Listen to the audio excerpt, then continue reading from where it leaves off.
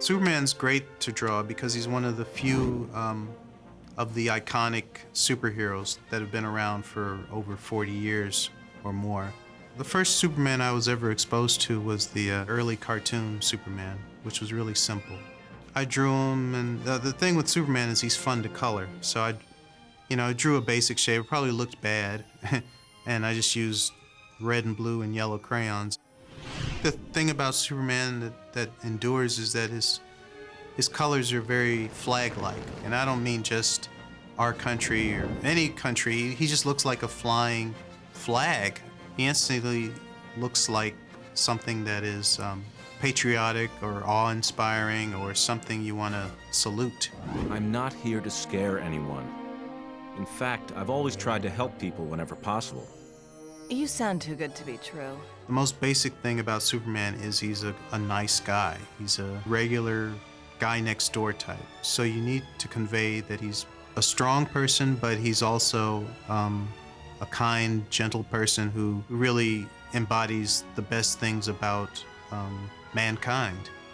So it's a tricky situation because you have to make him look tough, but also approachable, and he has to be nice. Say something!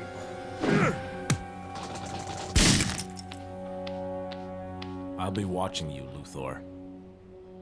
The tricky thing about Superman is not making him ridiculously large or ridiculously over-muscled. And the trick is always to make him look athletic, but yet not muscle-bound.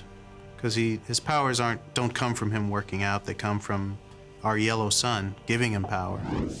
With any drawing, you have to start with the basic construction, and generally with Superman, you start with a circular shape for the head, which kind of represents the skull. Because his jaw is so prominent, usually I go down to that next. I draw the jawline coming from the base of the ball shape that I've made.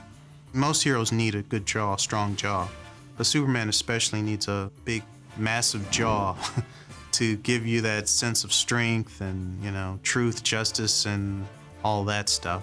Without the jaw, it's not really Superman. The next step is to draw a cylindrical shape for his neck that ties into his shoulder lines, which kind of positions the head properly and centers it. For me, I do the cape shapes right after that because you go right into his shoulders and the cape lays on the shoulders, so you start with the cape. Probably the most controversial thing about our design of Superman is that we eliminated the S on his cape. For animation, it gets really tricky when you add too much detail. Then you go in and do the details on the eyes. I usually draw lines to show the position of the eyes, nose, and mouth. Normally with the human head, you put the eye line basically in the center of the circle. With Superman, since he has such a large jaw, we tend to move the eye line up a little bit. It's more halfway between his forehead and where his eye would be. We don't draw the full eye, we just draw a line for the top and then a little black box to represent his eye sitting within the socket. And his lower eyelid is invisible. And then you go to the hairline and draw kind of a swoopy shape and graft it onto that circle on the top. Next, I go down to the S because that's a hard part, and I don't consider that the end of the drawing. So I'll go down to the S. The S is basically a diamond shape with like a little triangular shape in the corner, a fish shape in the middle, and some other weird shapes at the bottom. They're hard to describe, but with the S, it's either right or wrong.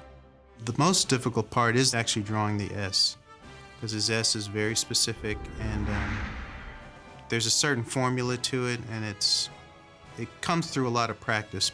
Last but not least, I put the S hairlock that's on his forehead. I stick on top of the swooshy shape on top of his head.